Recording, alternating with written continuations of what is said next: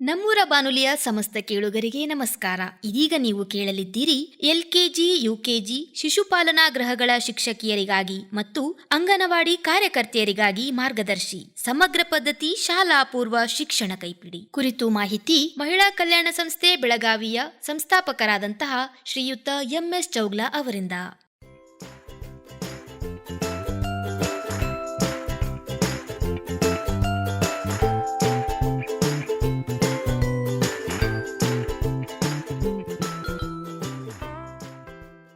ಆತ್ಮೀಯ ಅಂಗನವಾಡಿ ಕಾರ್ಯಕರ್ತೆಯರೇ, ಈಗಾಗಲೇ ತಮಗೆ ತಿಳಿಸಿದಂತೆ ಈ ICDS ಯೋಜನೆಯ ಸಮಗ್ರ ಶಿಶು ಅಭಿವೃದ್ಧಿ ಯೋಜನೆಯ ಬಗ್ಗೆ ಈಗಾಗಲೇ ತಮಗೆ ತಿಳಿಸಿದ್ದಾಗಿದೆ.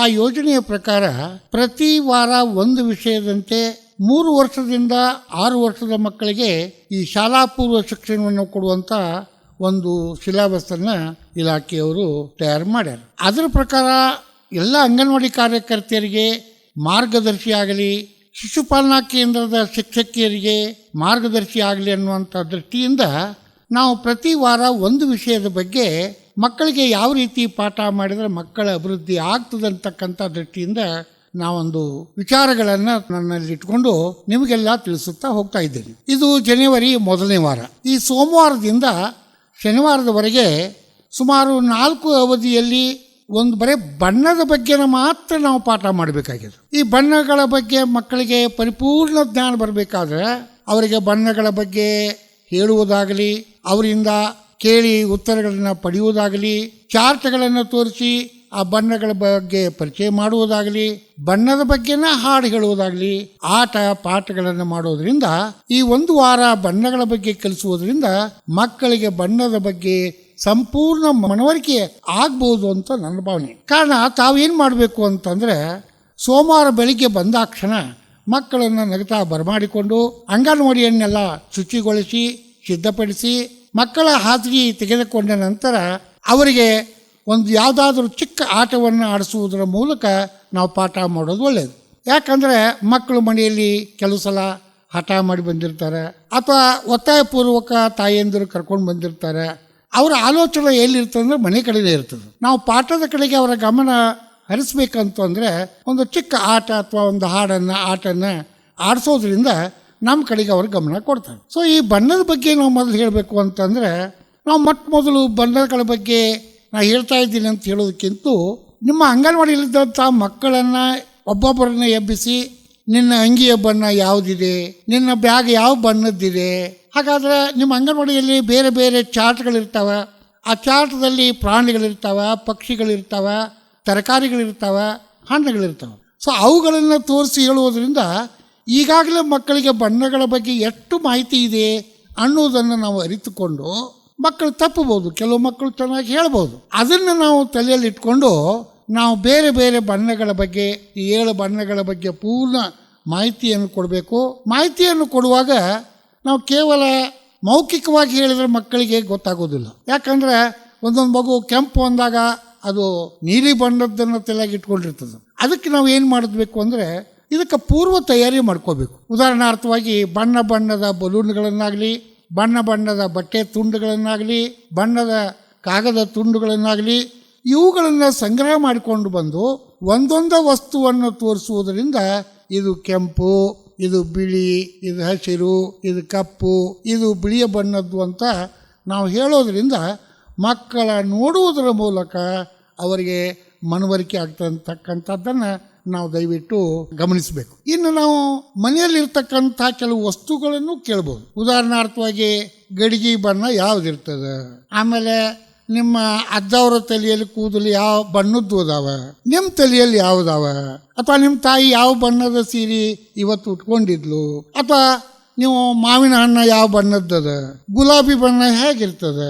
ಸೊ ಈ ಥರ ಬೇರೆ ಬೇರೆ ಮಗು ದಿನ ನೋಡುವ ವಸ್ತುಗಳ ಬಗ್ಗೆ ಅವುಗಳನ್ನು ಕೇಳೋದ್ರಿಂದ ಮಕ್ಕಳು ಹೇಳ್ಬೋದು. ಇನ್ನು ಮತ್ತೊಂದೇನು ಅಂತಂದರೆ, ನಾವು ಬೋರ್ಡ್ಗಳ ಮೇಲೆ ಬೇರೆ ಬೇರೆ ಬಣ್ಣಗಳ ಹೆಸರುಗಳನ್ನು ಬರೆದು ಅಕ್ಷರ ಜ್ಞಾನವನ್ನು ಮಕ್ಕಳಿಗೆ ಕಲಿಸ್ಬೇಕಾಗ್ತದೆ. ಉದಾಹರಣೆ ಕೆಂಪು ಅಂತ ಬರಿಬೇಕು, ಹಸಿರು, ಹಳದಿ.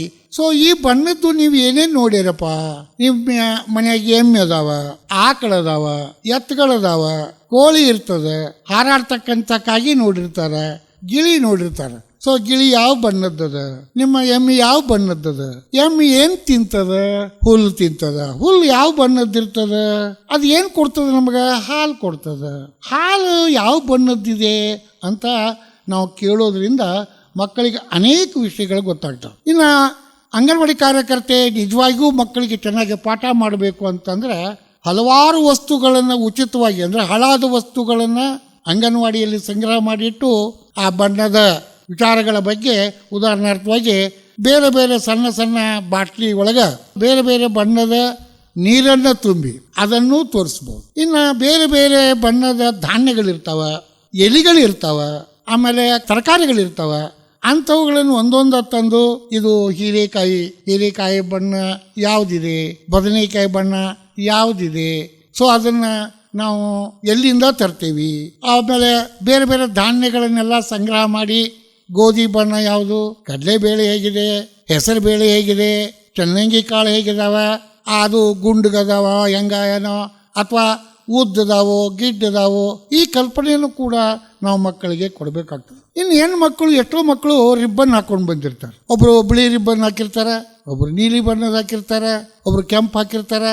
ಆ ಮಕ್ಕಳನ್ನು ಎದುರಿಗೆ ಕರೆದು ಸಾಲಾಗಿ ನಿಲ್ಲಿಸಿ ಅವರ ರಿಬ್ಬನ್ಗಳನ್ನು ತೋರಿಸಿ ಯಾವ ಬಣ್ಣದ್ದಿದೆ ಅಂತ ಕೇಳಬೇಕು. ಅವರು ಸರಿ ಹೇಳಿದ್ರೆ ಓಕೆ, ತಪ್ಪಿದ್ರೆ ನಾವು ತಿದ್ದತಕ್ಕಂಥ ಕಾರ್ಯವನ್ನು ಅಂಗನವಾಡಿ ಕಾರ್ಯಕರ್ತೆಯಾದವರು ಮಾಡಬೇಕಾಗ್ತದೆ. ಇನ್ನು ನಮ್ಮ ಗ್ರಾಮಗಳಲ್ಲಿ ಎಷ್ಟೋ ಎಲೆಗಳಿರ್ತಾವೆ. ಈಗ ಮಾವಿನ ಎಲೆ, ಆಮೇಲೆ ಹಲಸಿನದು ಅಥವಾ ಔಡಲೆ ಎಲೆ ಅಥವಾ ತೆಂಗಿನ ಗರಿ ಆಗಲಿ, ಜೋಳದ ಒಂದು ಎಲೆ ಆಗಲಿ, ಸೊ ಇವುಗಳನ್ನು ಕೂಡ ನಾವು ತಂದು ತೋರಿಸೋದ್ರಿಂದ ಆ ಮಕ್ಕಳು ಶಾಲೆ ಬಿಟ್ಟ ನಂತರ ಕೂಡ ಅವರವರೇ ಮಾತಾಡ್ತಾ ಹೋಗ್ತಾರೆ. ನೋಡೋ ಇಲ್ಲಿ ಗುಲಾಬಿ ಹೂದ, ಕೆಂಪದ, ಇದು ಚೆಂಡು ಹೂದ, ಹಳದಿ ಅದ, ನಮ್ಮ ಮನ್ಯಾಗ ಇವತ್ತು ಹೀರೆಕಾಯಿ ಮಾಡಿದ್ರಿ ಮೇಡಮ, ಅದು ಹಸಿರು ಎತ್ರಿ ಅಂತ ಹೇಳ್ತಾರೆ. ಸೊ ಈ ಥರ ಮಾಡೋದ್ರ ಜೊತೆಗೆ ಮರನೇ ದಿನ ಅವ್ರ ಮಕ್ಕಳು ಮನೆಯಿಂದ ಬರುವಾಗ ನಿಮಗೆ ಸಿಕ್ಕಂಥ ಎಲೆಗಳನ್ನು ಅಥವಾ ಮನೆಯಲ್ಲಿರ್ತಕ್ಕಂಥ ಒಂದೊಂದು ತರಕಾರಿಯನ್ನು ತೆಗೆದುಕೊಂಡು ಬಾ ಅಂತ ಹೇಳಿ ನಮಗೆ ಬೇರೆ ಬೇರೆ ತರಕಾರಿಗಳು ಸಿಗೋದ್ರಿಂದ ನಮಗೆ ತೋರಿಸ್ಲಿಕ್ಕೆ ಆಗಲಾರದಂಥ ತರಕಾರಿಗಳನ್ನು ಮಕ್ಕಳು ತರುವ ಸಾಧ್ಯತೆ ಇರ್ತದೆ. ಸೊ ಅದರ ಬಗ್ಗೆನೂ ಕೂಡ ನಾವು ಹೆಚ್ಚು ಮಾಹಿತಿಯನ್ನು ಮಾಡಿಕೊಡೋದ್ರಿಂದ ಮಕ್ಕಳಿಗೆ ಒಳ್ಳೆ ರೀತಿ ಬಣ್ಣದ ಬಗ್ಗೆ ಪರಿಚಯ ಆಗ್ತದೆ. ಇನ್ನು ಧಾನ್ಯಗಳನ್ನು ಬೇರ್ಪಡಿಸ್ತಕ್ಕಂಥದ್ದನ್ನು ಮಾಡ್ಬೇಕು ನಾವು. ಉದಾಹರಣಾರ್ಥವಾಗಿ ಹೆಸರು ಕಾಳು ಸ್ವಲ್ಪ ಗ್ರೀನ್ ಬಣ್ಣದಿರ್ತದೆ, ಅವುಗಳನ್ನು ಬೇರೆ ಮಾಡ್ರಿ. ಚನ್ನಂಗಿ ಬೇಳೆ ಕೆಂಪಿರ್ತದೆ, ಅವುಗಳನ್ನು ಬೇರೆ ಮಾಡ್ರಿ. ಕಡಲೆ ಬೇಳೆ ಎಲ್ಲೋ ಇರ್ತದೆ, ಅದನ್ನು ಬೇರೆ ಮಾಡಿ. ಸೊ ಈಗ ಮಕ್ಕಳು ಬೇರೆ ಬೇರೆ ಮಾಡೋದ್ರಿಂದ ಸಂಪೂರ್ಣ ಮನವರಿಕೆ ಆಗ್ತದೆ ಮತ್ತು ಎತ್ತಿ ಬರಳುಗಳಿಂದ ತೆಗೆಯೋದ್ರಿಂದ ಸಣ್ಣ ಸ್ನಾಯುಗಳ ಬೆಳವಣಿಗೆ ಕೂಡ ಆಗ್ತದೆ. ಸೊ ಆ ರೀತಿ ಒಳಗೆ ಮಕ್ಕಳು ಹೊರಗೆ ಹೋದಾಗ ಎಷ್ಟೋ ದನಗಳಿರ್ತಾವೆ, ನೈತಿರ್ತಾವೆ. ಅವರ ಕಾಲು ಎಷ್ಟು, ಅದರ ಬಾಲ ಎಷ್ಟದವ, ಕಣ್ಣು ಎಷ್ಟು, ಅದು ಏನೇನು ತಿಂತದ, ನಿಮ್ಮ ಮನೆಗೆ ಎಷ್ಟು ದನ ಅದಾವ. ಸೊ ಈ ಥರ ಕೂಡ ನಾವು ಮಾಹಿತಿಯನ್ನು ಮಾಡ್ಬೋದು. ಆಮೇಲೆ ಮಕ್ಕಳನ್ನ ಹೊರಗೆ ಕರೆದುಕೊಂಡು ಹೋಗಿ ಆಕಾಶದ ಬಣ್ಣ ಯಾವುದಿದೆ, ನೀರಿನ ಬಣ್ಣ ಯಾವುದಿದೆ, ನೀರಿನ ರುಚಿ ಬಗ್ಗೆ ಹೇಳ್ಬೋದು. ಈ ರೀತಿ ನಾವು ಬೇರೆ ಬೇರೆ ವಿಷಯಗಳನ್ನು, ವಸ್ತುಗಳನ್ನು ನಾವು ತೋರಿಸಿ ಹೇಳೋದ್ರಿಂದ ಮಕ್ಕಳಲ್ಲಿ ಅವರಿಗೆ ದೈಹಿಕ, ಮಾನಸಿಕ, ಸಾಮಾಜಿಕ, ಭಾವನಾತ್ಮಕ, ಸೃಜನಾತ್ಮಕ ಬೆಳವಣಿಗೆ ಆಗ್ಬೋದು. ಕೇವಲ ನಾವು ಈ ರೀತಿ ಪಾಠ ಮಾಡ್ತಾ ಹೋಗೋದ್ರಿಂದ ಮಕ್ಕಳಿಗೆ ಅಷ್ಟೊಂದು ಮನವರಿಕೆ ಆಗದೇ ಇರ್ಬೋದು. ಅಂಥ ವೇಳೆಯೊಳಗೆ ಮಕ್ಕಳಿಗೆ ನಾವು ಈ ಬಣ್ಣದ ಬಗ್ಗೆನೇ ಹಾಡುಗಳನ್ನು ಹೇಳ್ಬೋದು. ಉದಾಹರಣಾರ್ಥವಾಗಿ ಹಕ್ಕಿ ಬಂತು ಹಕ್ಕಿ, ಕೆಂಪು ಬಣ್ಣದ ಹಕ್ಕಿ, ಕಾಗೆ ಬಂತು ಕಾಗೆ, ಕಪ್ಪು ಬಣ್ಣದ ಕಾಗೆ, ಬಿಳಿ ಬಂತು ಗಿಳಿ, ಹಸಿರು ಬಣ್ಣದ ಗಿಳಿ, ಪಾರಿವಾಳ ಬಂತು ಪಾರಿವಾಳ, ಬಿಳಿ ಬಣ್ಣದ ಪಾರಿವಾಳ. ಈ ರೀತಿ ನಾವು ಮಕ್ಕಳಿಗೆ ಹಾಡುಗಳನ್ನು ಹೇಳೋದ್ರಿಂದ ಅವರಲ್ಲಿ ಖುಷಿ ಆಗ್ತದೆ ಮತ್ತು ಅದನ್ನು ನೆನಪಿಟ್ಕೋತಾರೆ. ನಾವು ಹೆಚ್ಚು ಶ್ರಮ ವಹಿಸಬೇಕಾಗೋದಿಲ್ಲ. ಈಗ ಉದಾಹರಣಾರ್ಥವಾಗಿ ಇನ್ನೊಂದು ಹೇಳ್ಬೋದು, ಪುಗ್ಗ ಪುಗ್ಗ ಎಂಥ ಪುಗ್ಗ, ಪುಗ್ಗ ಪುಗ್ಗ ಹಸಿರು ಪುಗ್ಗ, ಪುಗ್ಗ ಪುಗ್ಗ ಎಂಥ ಪುಗ್ಗ, ಕೆಂಪು ಪುಗ್ಗ, ಪುಗ್ಗ ಪುಗ್ಗ ಪುಗ್ಗ ಬಿಳಿಯ ಪುಗ್ಗ. ಹೀಗೆ ಬೇರೆ ಬೇರೆ ಬಣ್ಣಗಳನ್ನು ನಾವು ಬದಲಾವಣೆ ಮಾಡ್ತಾ ಅಂಥ ಚಿಕ್ಕ ಚಿಕ್ಕ ಹಾಡುಗಳಿದೆ. ನಾವು ದೊಡ್ಡ ಹಾಡುಗಳನ್ನು ಹೇಳ್ತಾ ಹೋದರೆ ಮಕ್ಕಳಿಗೆ ಅಷ್ಟು ಗೊತ್ತಾಗೋದಿಲ್ಲ. ಸೊ ಇಂಥ ಮಕ್ಕಳ ವಯೋಮಿತಿಗೆ ತಕ್ಕಂತೆ ಮಕ್ಕಳಿಗೆ ಮನವರಿಕೆ ಆಗುವಂತೆ, ಈಗ ಉದಾಹರಣಾರ್ಥವಾಗಿ ಬಸ್ ಬಂತು, ಬಸ್ಸು ಕೆಂಪು ಬಣ್ಣದ ಬಸ್ಸು, ಬಸ್ ಬಂತು, ಬಸ್ಸು ಸಂತೆಗೆ ಹೋಗುವ ಬಸ್ಸು, ಬಸ್ ಬಂತು, ಬಸ್ಸು ಊರಿಗೆ ಹೋಗುವ ಬಸ್ಸು, ಬಸ್ ಬಂತು, bus pav pav bus, bus ಬಂತು, ಬಸ್ಸು ಜನರು ತುಂಬಿದ ಬಸ್ಸು, ಬಸ್ ಬಂತು, ಬಸ್ಸು ಶಾಲೆಗೆ ಹೋಗುವ ಬಸ್ಸು. ಸೊ ಈ ರೀತಿ ಬೇರೆ ಬೇರೆ ಹಾಡುಗಳನ್ನ ನಾವು ಹೇಳೋದ್ರಿಂದ ಮಕ್ಕಳಲ್ಲಿ ಭಾಷಾ ಬೆಳವಣಿಗೆನೂ ಆಗ್ತದೆ. ಅವರಲ್ಲಿ ಹೆಚ್ಚಿನ ಒಂದು ಮಾಹಿತಿಯನ್ನು ನಾವು ಕೊಡಬೇಕಾದ್ರೆ ಮಕ್ಕಳ ಕೈಯಲ್ಲಿ ನಾವು ಕೆಲವು ಪೇಪರ್ಗಳನ್ನಾಗಲಿ ಅಥವಾ ಬಟ್ಟೆ ತುಂಡುಗಳನ್ನು ಕೊಟ್ಟು ಆ ಒಂದು ಬುಟ್ಟಿಯಲ್ಲಿ ಮಧ್ಯದಲ್ಲಿ ಇಟ್ಟು ಮಕ್ಕಳಿಗೆ ಹೇಳ್ಬೇಕು ನಾವು, ಗೋಪಾಲ ಕೆಂಪು ಬಣ್ಣದ ಬಟ್ಟೆ ಎತ್ಕೊಂಡು ಬಾ. ಸೊ ಆ ಮಗು ಕೆಂಪು ಬಣ್ಣದ ಬಟ್ಟೆಯನ್ನೇ ತಂದದ್ದಾದರೆ ಎಲ್ಲ ಮಕ್ಕಳಿಗೆ ತೋರಿಸಿ ಅವಾಗ ಉತ್ತೇಜನ ಬರುವಾಗ ಚಪ್ಪಾಳೆಯನ್ನು ಹೊಡಿಸ್ಬೇಕು. ಅಥವಾ ಮಕ್ಕಳ ಶರ್ಟಿಗೆ ಒಂದೊಂದು ಪುಗ್ಗ ಕಟ್ಟೋದು, ಬೇರೆ ಬೇರೆ ಬಣ್ಣದ ಪುಗ್ಗ ಕಟ್ಟೋದು, ದೂರದಲ್ಲಿ 4-5 ಮಕ್ಕಳನ್ನ ಬೇರೆ ಬೇರೆ ಪುಗ್ಗ ಕಟ್ಟಿ ನಿಲ್ಲಿಸೋದು. ಶಿಕ್ಷಕಿ ಕರಿಬೇಕು, ಕೆಂಪು ಅಂದಾಕ್ಷಣ ಕೆಂಪು ಬಣ್ಣದ ಪುಗ್ಗ ಇದ್ದ ಮಗು ಶಿಕ್ಷಕಿಯ ಕಡೆಗೆ ಬರಬೇಕು. ಒಂದು ಕಪ್ಪಿದ್ದ ಮಗು ತಪ್ಪಾಗಿ ಬಂದರೆ ಅವನಿಗೆ ಮತ್ತೆ ತಿಳುವಳಿಕೆ ಹೇಳಬೇಕು, ಮನವರಿಕೆ ಮಾಡಿಕೊಡ್ಬೇಕು. ಸೊ ಈ ರೀತಿ ಮಕ್ಕಳಿಗೆ ಬಣ್ಣದ ಬಗ್ಗೆನ ಆಟ, ಬಣ್ಣದ ಬಗ್ಗೆನ ತೋರಿಸೋದು, ಬಣ್ಣದ ಬಗ್ಗೆನ ಹಾಡು, ನಾವು ಈ ರೀತಿ ನಾವು ಮಾಡ್ತಾ ಹೋದರೆ ಮಕ್ಕಳಿಗೆ ಸಂಪೂರ್ಣ ಬಣ್ಣದ ಬಗ್ಗೆ ಮಾಹಿತಿ ಆಗಲಿಕ್ಕೆ ಸಾಧ್ಯದ. ಮನೆಯಾಗ ಎಷ್ಟೋ ಮಕ್ಕಳು ತಾಯಿ ಮಾಡಿದ ಪದಾರ್ಥಗಳನ್ನ ತಿಂತಿರ್ತಾರೆ. ತಾಯಿ ಯಾವ ಬಣ್ಣದ್ದು ಏನದ ಅಂತ ಹೇಳೋದೇ ಇಲ್ಲ, ಅವಳು ಮಕ್ಕಳು ಕೇಳೋ ಸ್ಥಿತಿಯಲ್ಲಿ ಇರೋದಿಲ್ಲ. ಸೊ ಅದನ್ನು ನಾವು ಮಕ್ಕಳಿಗೆ ಮನವರಿಕೆ ಮಾಡಿಕೊಟ್ರೆ ಆ ಮಕ್ಕಳು ಮನೆಯಾಗ ಹೋಗಿ, ಯವ್ವ ಇದು ಯಾವ ಬಣ್ಣ, ನಮ್ಮ ಹೂವು ಒಂದು ತೋರಿಸಿ, ಯವ್ವ ಇದು ಯಾವ ಬಣ್ಣ ಐತೆ ಅಂತ ಕೇಳಿದ್ರೆ ಅವಳು ಕೂಡ ತಂದೆ ತಾಯಿ ಅಥವಾ ದೊಡ್ಡವರು ಅವರಿಗೆ ಮನವರಿಕೆಯನ್ನು ಮಾಡಿಕೊಡ್ಬೋದು. ಉದಾಹರಣಾರ್ಥವಾಗಿ ನಮ್ಮ ರಾಷ್ಟ್ರಧ್ವಜವನ್ನು ತೋರಿಸ್ಬೇಕು. ಆ ರಾಷ್ಟ್ರಧ್ವಜದಲ್ಲಿರ್ತಕ್ಕಂಥ ಬಣ್ಣ, ಕೇಸರಿ ಬಿಳಿ ಹೆಸರು, ಸಂಖ್ಯೆ ಏನು, ಯಾವಾಗ ಅದನ್ನು ಉಪಯೋಗ ಮಾಡ್ತೀವಿ, ಶಾಲೆಗಳಲ್ಲಿ ಯಾವಾಗ ನಾವು ಧ್ವಜ ಹಾರಿಸ್ತೀವಿ, ಯಾಕೆ ನಾವು ಹಾರಿಸ್ತೀವಿ ಅಂತಕ್ಕದ್ದನ್ನು ಕೂಡ ನಾವು ಹೇಳ್ಬೋದಾಗಿದೆ. ಇನ್ನು ವಿಶೇಷವಾಗಿ ನಮ್ಮ ಹಬ್ಬ ಹರಿದಿನಗಳಾಗಲಿ ಶಾಲೆಗಳಲ್ಲಿ ವಿಶೇಷ ಕಾರ್ಯಕ್ರಮಗಳು ನಡೆದಾಗ ಹೆಣ್ಮಕ್ಳು ಚೆನ್ನಾಗಿ ರಂಗೋಲಿ ಹಾಕ್ತಿರ್ತಾರೆ. ರಂಗೋಲಿ ಒಳಗೂ ಅನೇಕ ಬಣ್ಣಗಳಿದಾವೆ. ಸೊ ಆ ರಂಗೋಲಿಯನ್ನು ಯಾವುದೋ ಮಗುಗೆ ಬರುವಂಥದ್ದಾಗಲಿ ಅಥವಾ ನೀವೇ ಶಾಲೆಯ ಮುಂದೆ ಒಂದು ವೃತ್ತದಲ್ಲಿ ಒಂದು ರಂಗೋಲಿಯನ್ನು ದೊಡ್ಡದು ಹಾಕಿ ಆ ಮಕ್ಕಳನ್ನು ವೃತ್ತದಲ್ಲಿ ನಿಲ್ಲಿಸಿಕೊಂಡು ಇದು ಯಾವ ಬಣ್ಣ, ಇದು ಯಾವ ಬಣ್ಣ, ಇದು ಯಾವ ಬಣ್ಣ ಅಂತ ಕೇಳೋದ್ರಿಂದ ಮಕ್ಕಳಿಗೆ ಮನವರಿಕೆ ಆಗ್ತದೆ. ಸೊ ಒಂದು ವೇಳೆ ತಾಯಿ ಮನೆಯಲ್ಲಿ ರಂಗೋಲಿ ಹಾಕಿದ್ಲು ಅಂದರೆ ಆ ಮಗು ಹೋಗ್ತದೆ, ಯವ್ವ ಇದು ಕೆಂಪು ಬಣ್ಣ, ಅವ್ವ ಇದು ಹಸಿರು ಬಣ್ಣ ಅಂದಾಗ ಆ ತಾಯಿಗೆ ಎಷ್ಟು ಖುಷಿ ಆಗಬಾರ್ದು. ಕೇವಲ 4-5 ವರ್ಷದ ಮಗು ಇಷ್ಟೊಂದು ಬಣ್ಣದ ಬಗ್ಗೆ ಹೇಳ್ತದೆ ಅಂತಂದ್ರೆ ನನ್ನ ಮಗ ಅಥವಾ ಮಗಳು ಅಂಗನವಾಡಿಗೆ ಹೋಗಿ ಭಾಳ ಶಾಣೆಳಾಗ್ಯಾಳ, ನಮ್ಮ ಟೀಚರ್ ಒಳ್ಳೆಯವ್ರದಾರ, ನಮ್ಮ ಮಕ್ಕಳಿಗೆಲ್ಲ ಕಳಿಸ್ತಾ ಇದ್ದಾರೆ ಅಂತಕ್ಕಂಥ ಮನವರಿಕೆ ಆಗಿ ನಿಮ್ಮನ್ನು ಕೊಂಡಾಡಬಹುದು. ಜೊತೆಗೆ ನಮ್ಮ ಬೇರೆ ಬೇರೆ ದೊಡ್ಡ ದೊಡ್ಡ ಪಟ್ಟಣಗಳಲ್ಲಿ ಶಹರಗಳಲ್ಲಿ ರೋಡ್ನೊಳಗೆ ಸಿಗ್ನಲ್ ಇರ್ತಾವೆ. ಕೆಂಪು ಬಣ್ಣದ ಸಿಗ್ನಲ್ ಬಣ್ಣ ಬಂದಾಗ ನಾವು ಏನು ಮಾಡಬೇಕು, ನಿಲ್ಲಬೇಕು, ಅದು ಸ್ಟಾಪ್ ಅಂದಂಗ. ಗ್ರೀನ್ ಬಂದಾಗ ಹೋಗುವುದು, ಚಲಿಸರಿ ಅಂದಂಗ. ಹಳದಿ ಬಂದಾಗ ವಾಚ್ ಮಾಡು, ನೋಡು ಅಂತ ಇವುಗಳೆಲ್ಲ ಮಾಹಿತಿಯನ್ನು ನಾವು ಕೊಡೋದ್ರಿಂದ ಬಹಳ ಅನುಕೂಲ ಆಗ್ತದೆ. ಇನ್ನು ದೇವಸ್ಥಾನಕ್ಕೆ ಹೋಗ್ತಿರ್ತಾರೆ, ಎಷ್ಟೋ ಮಾಲಿ ಹಾಕ್ತಿರ್ತಾರೆ, ಅದ್ರಾಗ ಎಲೆಗಳನ್ನು ಬೆರೆಸ್ತಿರ್ತಾರೆ ಅಥವಾ ಜರ ಅಂತ ಹಾಕ್ತಾರೆ. ಮನೆಯಲ್ಲಿ ತಾಯಿ ಕುಂಕುಮ ಹಚ್ಕೋತಾಳ, ಎಲ್ಲ ಮುಗೋದಾಗ ಭಂಡಾರ ಹಚ್ತಾರೆ.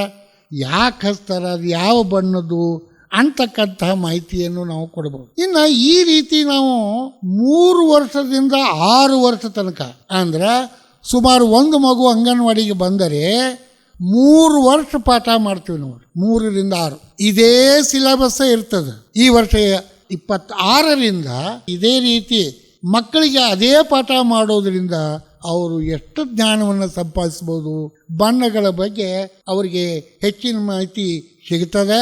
ಅವರ ಮುಂದಿನ ತಮ್ಮ ಜೀವನದಲ್ಲಿ ಅಂದರೆ 1ನೇ ವರ್ಗಕ್ಕೆ ಹೋದಾಗ, 2ನೇ ವರ್ಗ ಅಥವಾ ಪ್ರಾಥಮಿಕ ಹಂತದಲ್ಲಿ, ಹೈಸ್ಕೂಲ್ ಮಟ್ಟದಲ್ಲಿ ಹೆಚ್ಚು ಜ್ಞಾನವನ್ನು ಸಂಪಾದಿಸಲಿಕ್ಕೆ ಅವರಿಗೆ ಆಗ್ತದೆ. ಇನ್ನು ದೇವಸ್ಥಾನದೊಳಗೂ ಕೂಡ ನೋಡ್ರಿ, ಎಷ್ಟೋ ಪ್ರಾರ್ಥನೆ ಮಾಡ್ತಿರ್ತಾರೆ. ಬೇರೆ ಬೇರೆ ಬಣ್ಣದ ಬಟ್ಟೆಗಳನ್ನ ಹಾಕಿಕೊಂಡು ಬರ್ತಾರೆ. ನಾವು ಮಕ್ಕಳನ್ನ ಸಂತೆಯಲ್ಲಿ ಕರ್ಕೊಂಡು ಹೋಗಿ ಹೊರಸಂಚಾರ ಅಂತ ನಾವು ಕರಿತೀವಿ. ಪೇಟ ಕರ್ಕೊಂಡು ಹೋಗಿ ಬಣ್ಣ ಬಣ್ಣದ ಬಲೂನ್ಗಳು ಕಾಣ್ತಾವ, ತರಕಾರಿ ಕಾಣ್ತಾವ, ಹೂವು ಕಾಣ್ತಾವ, ಹಣ್ಣು ಕಾಣ್ತಾವ, ಅಲ್ಲೂ ಕೂಡ ಮಾಹಿತಿಯನ್ನ ನಾವು ಮಾಡಿಕೊಡ್ಬೇಕು. ಸೊ ಈ ರೀತಿ ನಾವು ಹೇಳೋದ್ರಿಂದ ಮಕ್ಕಳಿಗೆ ಹೆಚ್ಚಿನ ಜ್ಞಾನ ಬರ್ತದೆ. ಒಂದು ಇದನ್ನೇ ವಿಷಯವನ್ನ ಈ ಕೈಪಿಡಿಯ ಮಾರ್ಗದರ್ಶಿ ಅಂತ ಏನದ ಇದನ್ನ ಪಾಲಕರ ಕೈಯಾಗೂ ಕೊಟ್ಟರೆ, ಮನೆಯಲ್ಲಿ ನಿಮ್ಮ ಅಂಗನವಾಡಿ ಬಿಟ್ಟ ನಂತರ ಯಾರಾದರೂ ಮಕ್ಕಳಿಗೆ ಪಾಠ ಮಾಡುವಂಥ ತಂದೆ ತಾಯಿಗಳೇನಿರ್ತಾರಲ್ಲ ಅವ್ರಿಗೆ ಇದನ್ನು ಒಂದು ಮಾಹಿತಿಯನ್ನು ನೀಡಿದರೆ ಅವರು ತಮ್ಮ ಮನೆಯಲ್ಲಿ ಮಕ್ಕಳಿಗೆ ಇನ್ನೂ ಹೆಚ್ಚಿನ ಅಭ್ಯಾಸನ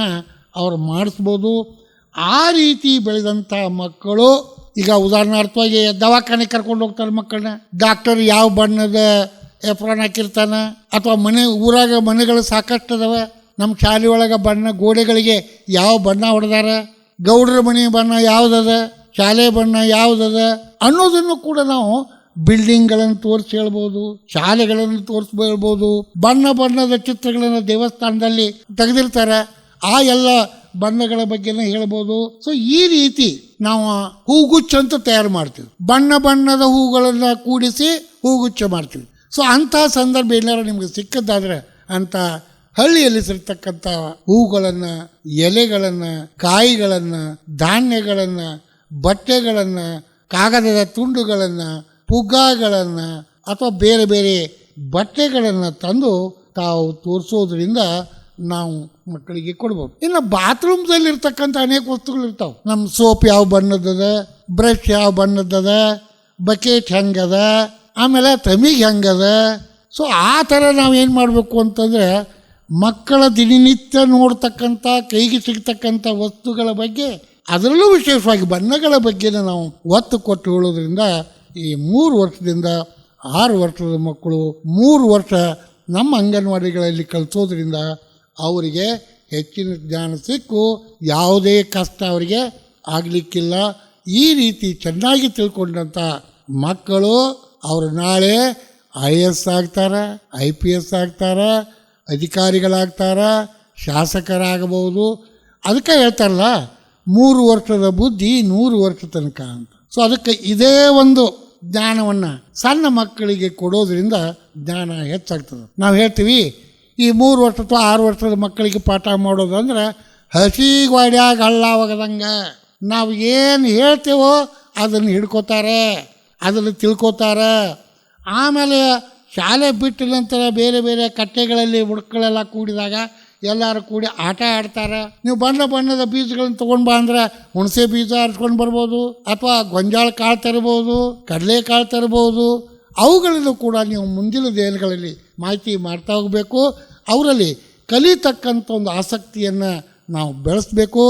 ಮಕ್ಕಳಿಗೆ ಪ್ರಶ್ನೆ ಮಾಡಬೇಕು, ತಪ್ಪಿದಲ್ಲಿ ತಿಳಿಸ್ಬೇಕು. ಅಂದಾಗ ಮಕ್ಕಳ ಸರ್ವಾಂಗೀಣ ವಿಕಾಸ ಸಾಧ್ಯ ಆಗ್ತದೆ ಅಂತಕ್ಕಂಥ ಒಂದು ವಿಚಾರವನ್ನು ನಾನು ಎಲ್ಲ ಅಂಗನವಾಡಿ ಕಾರ್ಯಕರ್ತೆಯರ ಗಮನಕ್ಕೆ ತರ್ತಾ ಈ ಒಂದು ವಿಷಯವನ್ನು ಈ ವಾರಕ್ಕೆ ನಾವು ನಿಲ್ಲಿಸೋಣ. ಇನ್ನು ಜನವರಿ 2ನೇ ವಾರಕ್ಕೆ ಹೋದಾಗ ನಾನು ಮತ್ತೊಮ್ಮೆ ಶಾಲೆ ಮತ್ತು ಆಸ್ಪತ್ರೆಯ ಬಗ್ಗೆ ನಿಮಗೆ ಪಾಠ ಮಾಡಲಿಕ್ಕೆ ನಾನು ಪ್ರಯತ್ನ ಮಾಡ್ತೀನಿ. ಇದನ್ನೆಲ್ಲ ಅಂಗನವಾಡಿ ಕಾರ್ಯಕರ್ತೆಯರು ಗಮನಿಸಿ ತಿಳ್ಕೊಂಡು, ಇತ್ತಿತ್ತಲಾಗಿ ನಮ್ಮ ಸಮಾಜದೊಳಗೆಲ್ಲ ಏನು ಹೇಳತ್ತಾರ ಜನ ಅಂದ್ರೆ ಅಂಗನವಾಡಿಯಲ್ಲಿ ಶಾಲಾ ಪೂರ್ವ ಶಿಕ್ಷಣ ಕುಂಠಿತಗೊಂಡದ ಅಂತೇಳಿ ಪ್ರೈವೇಟ್ ಶಾಲೆಗಳಿಗೆ ಹೋಗ್ತಾ ಇದ್ದಾರೆ. ಸೊ ಪ್ರೈವೇಟ್ ಶಾಲೆಗೆ ಹೋಗೋದನ್ನು ಬಿಟ್ಟು ಸರ್ಕಾರಿ ಅಂಗನವಾಡಿಗಳಿಗೆ ಬರೋದ್ರಿಂದ ಇಲ್ಲಿ ಉಪಹಾರದ, ಆಟದ, ಪಾಠದ ಅಂತಕ್ಕದ್ದನ್ನು ಗಮನಿಸಿ ಆ ಮಕ್ಕಳೆಲ್ಲ ನಿಮ್ಮ ಶಾಲೆಗೆ ಬಂದು ಶಾಲಾ ಪೂರ್ವ ಶಿಕ್ಷಣವನ್ನು ಚೆನ್ನಾಗಿ ಪಡೀಲಿ ಅಂತ ಆಶಿಸಿ ನನ್ನ ಈ ಒಂದು ಬಣ್ಣದ ಮಾತುಗಳನ್ನು ಮುಗಿಸ್ತೀನಿ. ಧನ್ಯವಾದ.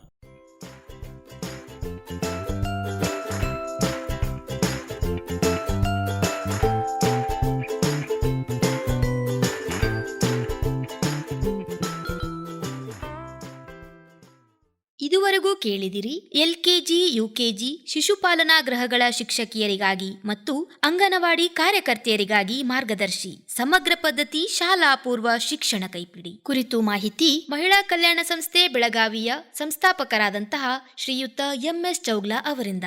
ಈ ವಿಷಯದ ಕುರಿತು ಹಾಗೂ ಇಂದಿನ ಕಾರ್ಯಕ್ರಮದ ಕುರಿತು ನಿಮಗೇನಾದ್ರೂ ಹೇಳೋದಿದ್ದಲ್ಲಿ ನೀವು ಬಳಸಬೇಕಾದಂತಹ ದೂರವಾಣಿ ಸಂಖ್ಯೆ 7090908908 7090908908. ಮುಂದಿನ ಸರಣಿಯೊಂದಿಗೆ ಮತ್ತೆ ನಿಮ್ಮನ್ನ ಭೇಟಿಯಾಗ್ತೀವಿ. ಅಲ್ಲಿವರೆಗೂ ಕೇಳ್ತಾ ಇರಿ ನಮ್ಮೂರ ಬಾನುಲಿ 90.8 ಕಮ್ಯುನಿಟಿ ರೇಡಿಯೋ ಸ್ಟೇಷನ್. ಚಿಂತೆ ಬಿಡಿ, ಚಿಲ್ ಮಾಡಿ.